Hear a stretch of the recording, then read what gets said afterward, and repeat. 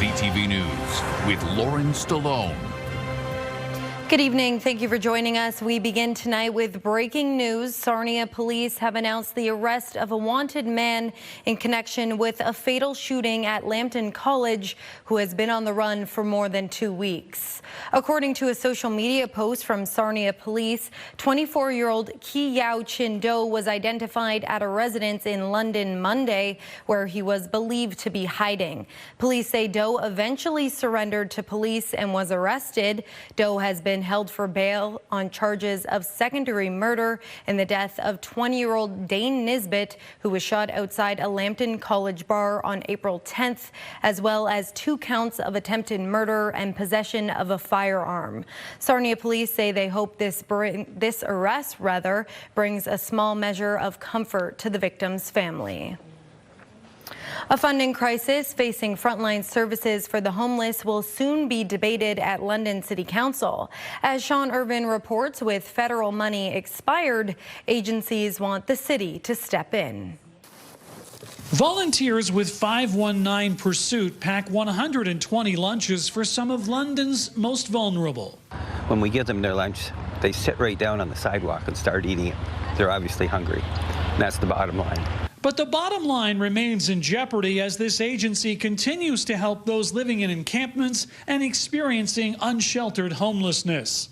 A federal program supporting programs like 519 Pursuit ended on April 1st. Another is expected to be finalized soon.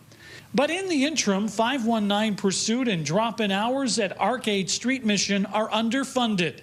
The agencies are hopeful London City Council will support a recommendation to provide up to $350,000 until the new federal program kicks in. If we can get federal funding, which hasn't been guaranteed, this Band-Aid is a necessary piece in order to get us from here to there. The agencies already have the support of several city councillors, including Mayor Josh Morgan, who has gone on record to say that some sort of stable funding must be in place while the agencies await a response from the federal government. The funding has ended. The federal government's coming forward with a renewal of $125 million, and I commend them for that.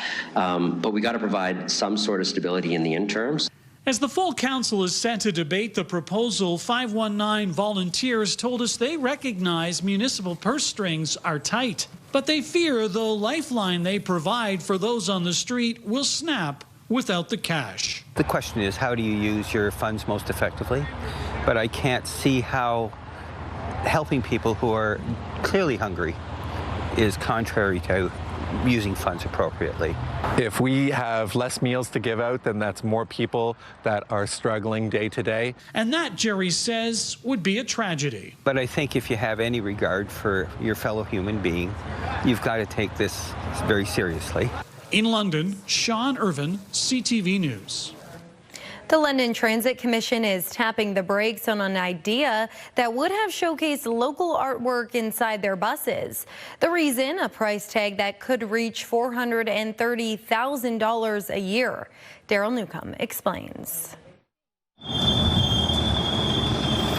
It turns out displaying reprints of local art inside London Transit buses would come with a Picasso-like price tag. But the London Transit Commission isn't quashing the suggestion until staff do a bit more consultation. Anything we can do to try to make the trip a little bit more enjoyable, especially if it deals with arts and culture, would be very welcome by the riders. Buses have advertising areas above passengers' heads that are segmented into 90-centimeter sections. Last August, it was suggested by a member of the public that London Transit could partner with local artists and poets to fill some of the unutilized space.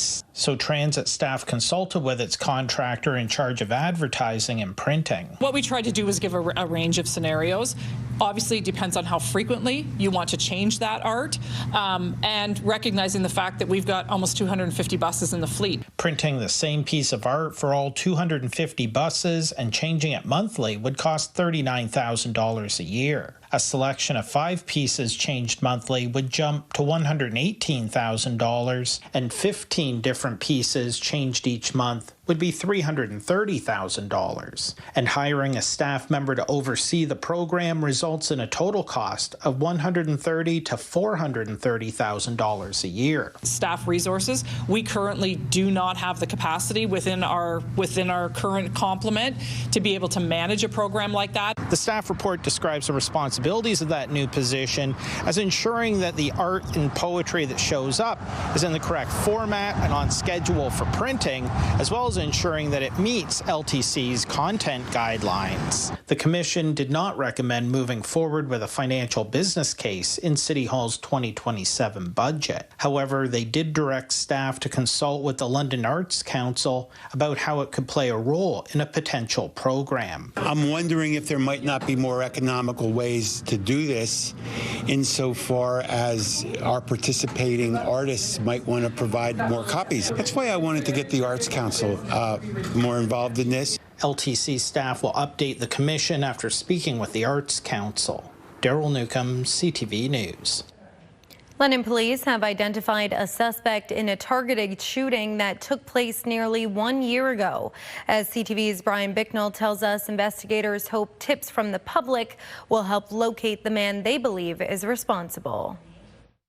An arrest warrant has been issued for 38-year-old Dennis Lee Churchill of St. Thomas. He is wanted on a dozen charges in total, including discharging a firearm into a place in a reckless manner. We're very thankful in this incident that nobody was injured as a result of the firearm being discharged into the residence.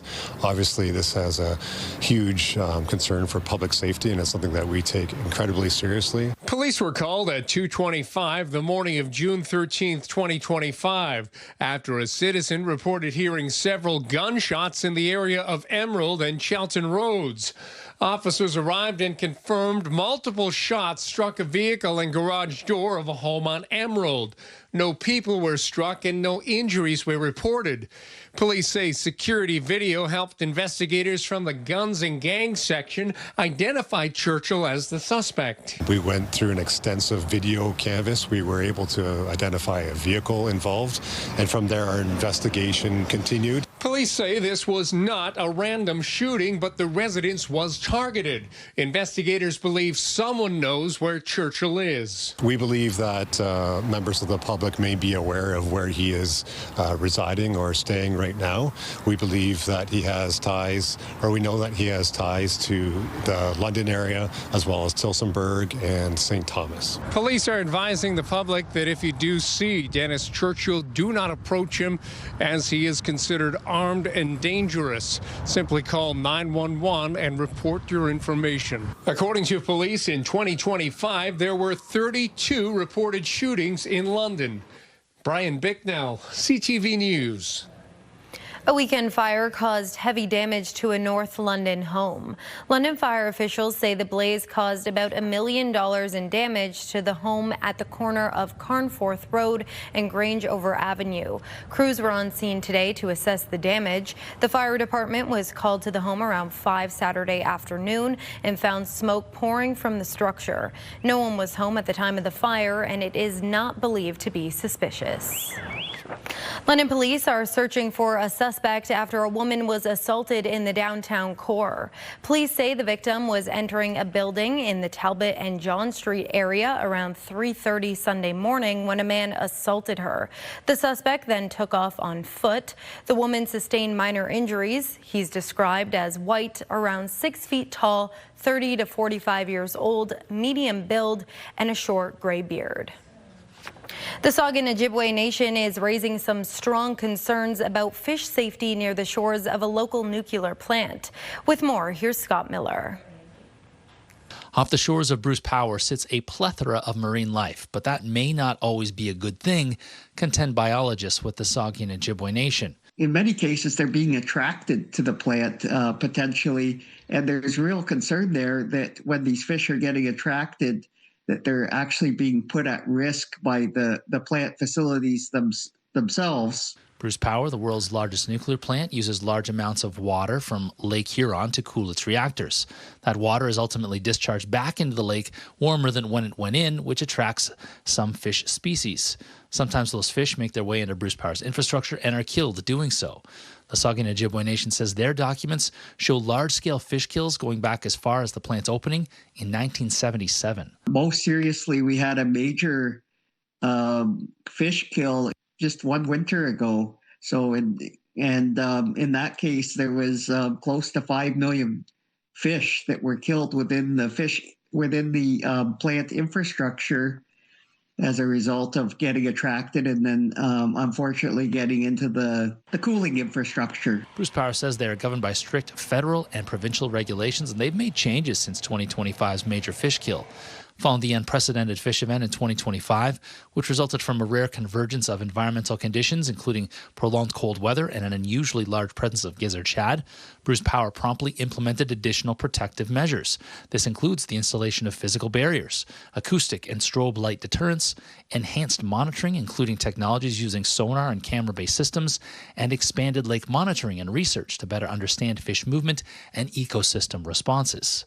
Lausanne says the Saugeen Ojibwe Nation is working with Bruce Power to try and protect the multitude of fish that linger off the shores of the nuclear plant, including 3 at-risk and culturally significant lake sturgeon, Lausanne says are currently stuck within Bruce Power's system. We've been trying to fix some of the ways the fish can get into the plant, but ultimately, if we keep attracting these fish to the plant, we got to look at that side of the equation as well.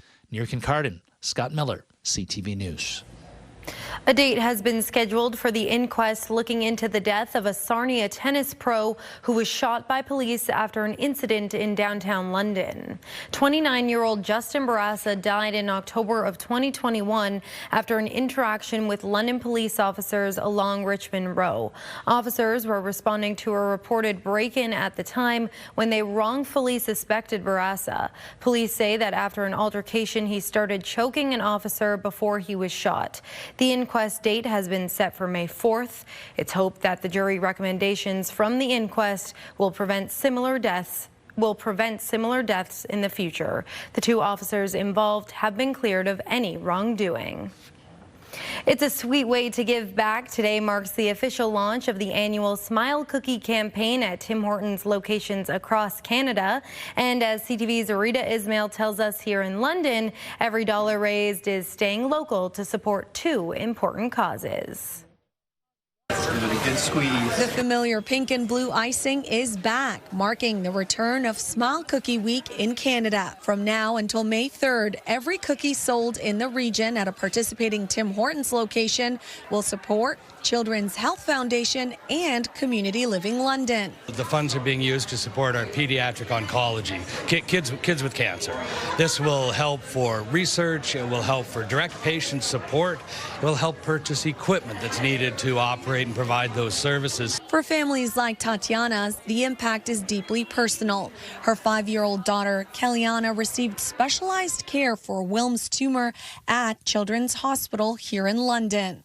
Like knowing what we've been through and knowing that other families before us and after us are going to go through the same thing and they're getting the help that they need. And because of stuff like this, I would do this anytime. Last year alone, more than 350,000 cookies were sold in the region, raising hundreds of thousands of dollars. And organizers say they're hoping to top that number this year. A portion of the proceeds will also go to Community Living London, helping expand programs that keep people connected. A lot of these people live at home with families. They've graduated from school. They've lost a lot of their connections with friends, etc., that they went to school with. So now they have an opportunity to come to a day program, meet new people, maybe meet some of the people they used to go to school with, reestablish connections. With more than $4.5 million raised in the region over the past 2 decades, the message this week is simple. Small acts can make a big difference. Rita Ismail, CTV News. Coming up, spring cleaning in the Forest City. Hundreds of Londoners give back to Mother Earth.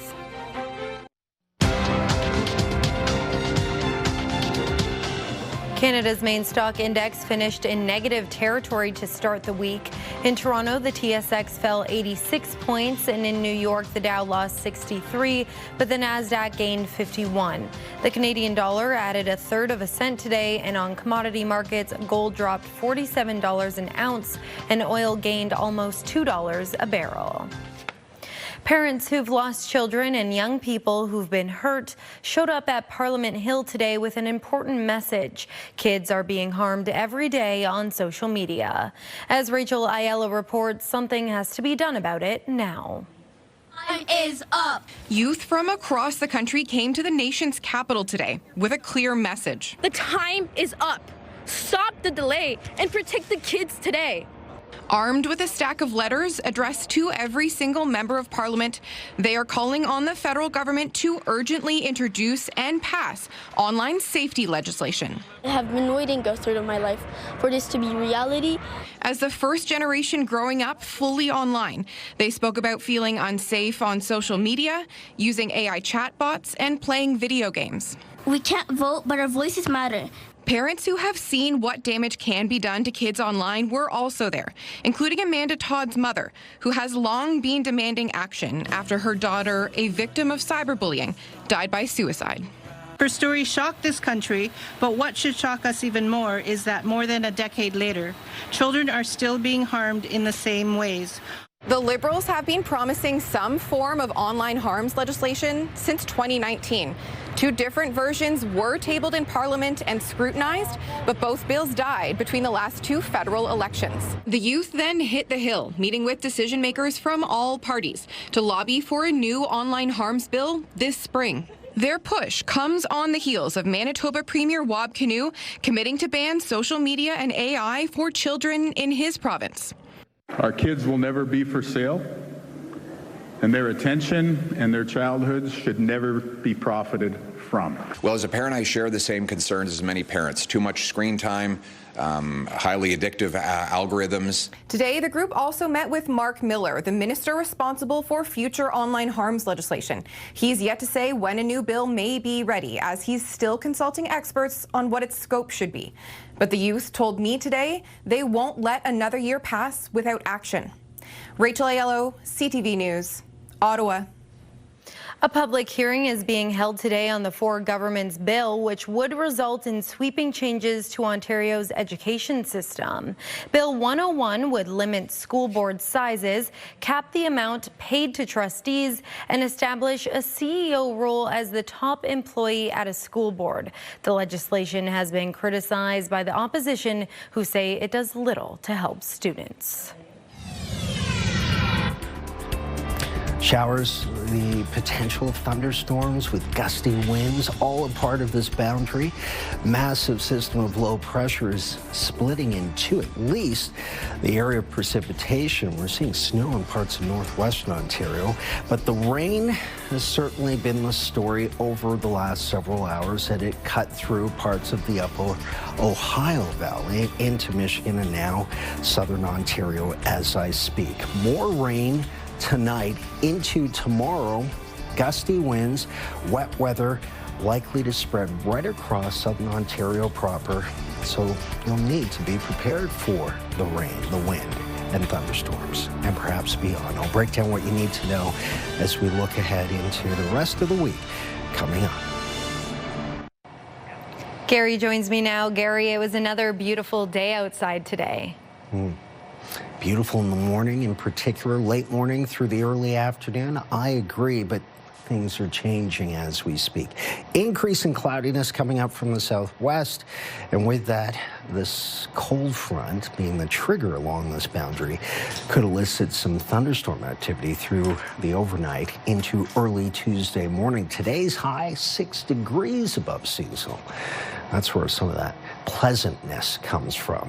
Mild and comfortable. But look at this massive spin of low pressure splitting apart almost into at least the precipitation that's seen here on the radar return. Of course, satellite imagery showing the cloud cover. It's encompassing about 14 states stateside, and of course southern Ontario now as I speak into tomorrow morning.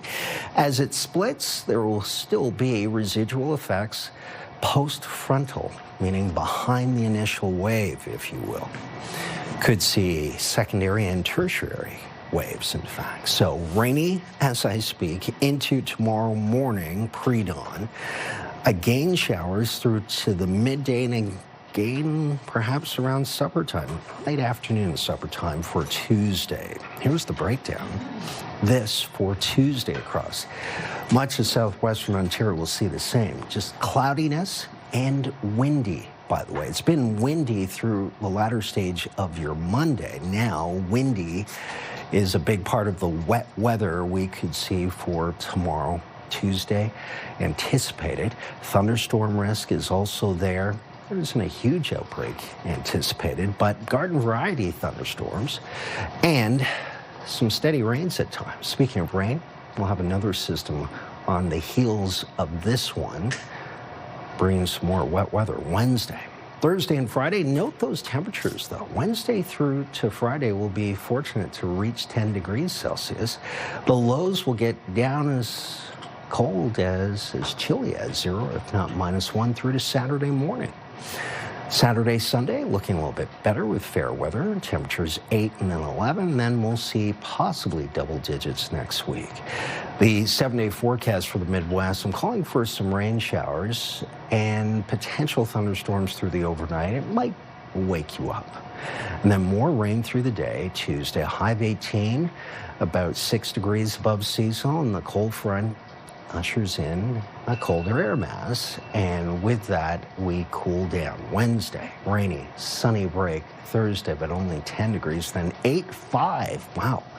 Friday into Saturday, really cooling down with the lows and the minuses. Sunday, Monday, creeping back close to 10 degrees with some cloudy sky above. That's a look at your next 7 days.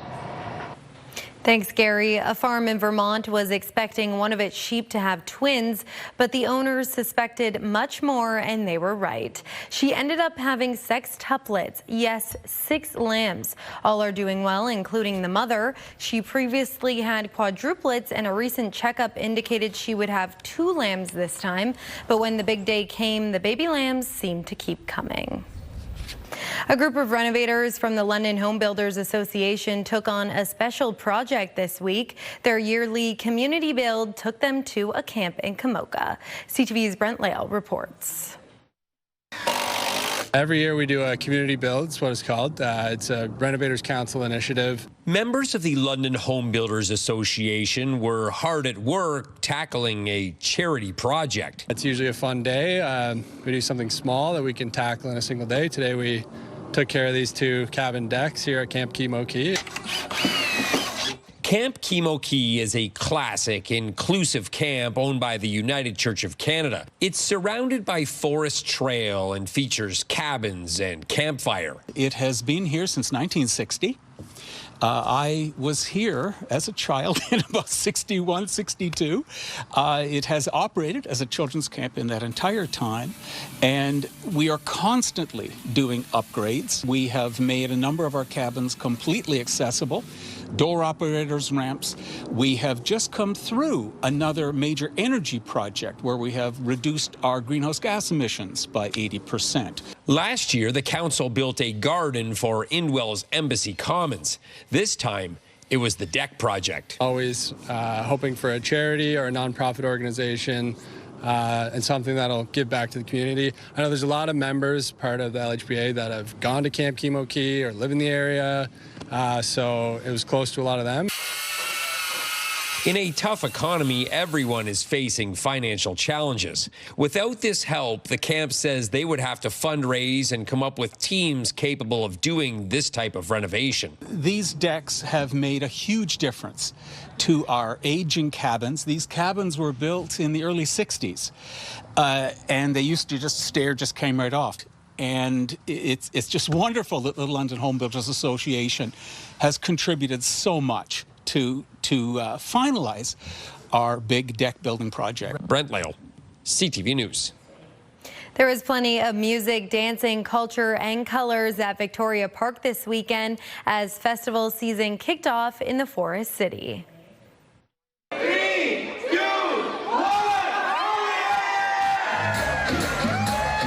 celebrating the ancient Hindu festival of Holi, which is the festival of colors, which celebrates the coming of spring, the blooming of colors in nature, and us being in sync with nature and getting rid of our negativities and thinking of positive ideas, thinking for the year ahead.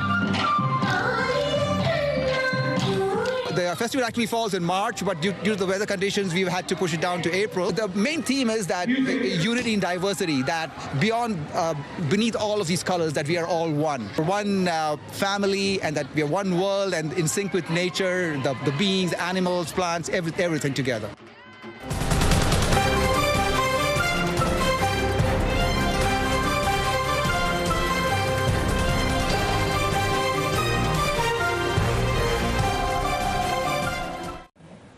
In honor of Earth Day, hundreds of Londoners came together over the weekend to celebrate environmental action in the Forest City. CTV's Brent Lale reports. Each spring, thousands of volunteers converge along the watershed to clean up garbage and debris. Just investing a couple hours of your time once a year, or even daily as you're walking, or picking anything up as you're going along helps. This year's annual cleanup was actually pushed back a week due to the Thames River's rising water. We find a lot of plastics now. Last year we had a tire, stop sign, a laptop. So you never know what you might find, especially since last weekend with the high water and the flooding. Downtown, a water song by Tracy White-Eye kicked off Earthfest. It's an annual celebration of climate and environmental action. Environment affects our health, whether that's air quality, water quality, or even just the cooling or the heat in the summer. So it's how can we help, and also with biodiversity. So the more that we sprawl the city, the less habitat there is for birds and wildlife, and can we bring some of that into the city? There were programs in the library and more than 80 vendors. One of them was Reforest London, who are giving away 200 free trees. We have 10 different species of native trees and shrubs to our Carolinian forest, and so we're encouraging homeowners and residents of the city to plant native species in their yard. We're increasing the native species within our city, so building canopy cover, we're providing habitat for other wildlife, providing shade for your house, for park goers, and really just enhancing greenery within the city. And back at Gibbons Park, every little piece counts, and it all adds up to a big amount. Brent Lale, CTV News. That's our time tonight. Thanks for watching. We'll see you next time. I'm Lauren Stallone. Have a good night.